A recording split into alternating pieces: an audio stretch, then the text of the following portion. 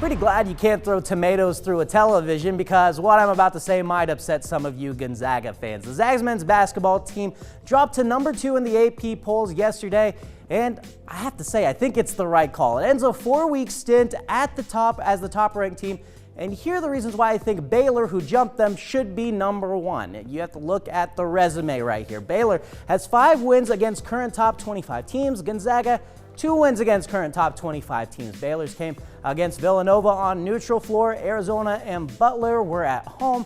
And then Texas Tech and Kansas were on the road. Gonzaga, meanwhile, had wins against Oregon on neutral floor, and then they beat Arizona on the road. Both are nice wins, but as you saw, they have less. Both the Bears and the Bulldogs have just 1 loss, so it's kind of easy to see right there Baylor should be number 1, but that's not all. Let's take another look at one more thing, the NET rankings. Baylor is number 1 there, and Gonzaga ranks 3rd behind San Diego State. The ranking is a tool the AP poll and the NCAA Tournament Selection Committee have been using the past couple of years to more or less rank the strength of teams. If you remember, there was the RPI, and then they solely used the quadrant system for a year, and now it's about the NET and also a mix of that quadrant system. But basically, the NET is a ranking calculated based on game results, strength of schedule, game location, scoring margin, net offensive and defensive efficiency, and the quality of wins and losses. It's a lot, I know, but simply put, complicated, but it's very important. And so Baylor was 1 in that, Gonzaga 3. But Gonzaga fans, you can stop trying to throw those tomatoes through your TV at me,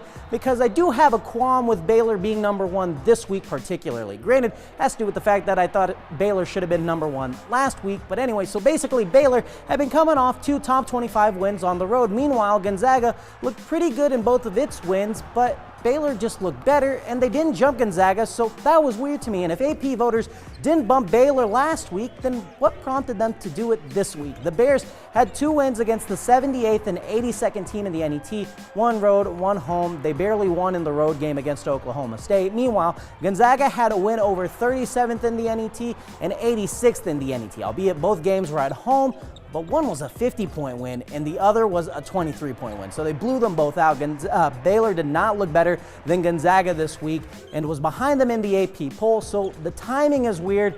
Maybe the voters realized their original mistake from last week. I don't know. Anyways, nothing you can do about it now. So let's just take a look at the upcoming schedules for both teams. Baylor beat Oklahoma yesterday, and then Florida is on the road later this week. Gonzaga has just 1 game this week, which is at home against Pacific. So at the end of the day, Gonzaga is really going to need Baylor to lose because, well, playing in the West Coast Conference, you don't pick up many top 25 wins, so they want to be number 1. They need the Bears to lose. It's not very often number 1 teams in the nation get bumped from being number 1 without losing a game, but I should mention that it did happen once last season after Duke blew the doors off of Kentucky in the first week of the season, so they ended up jumping number 1 Kansas.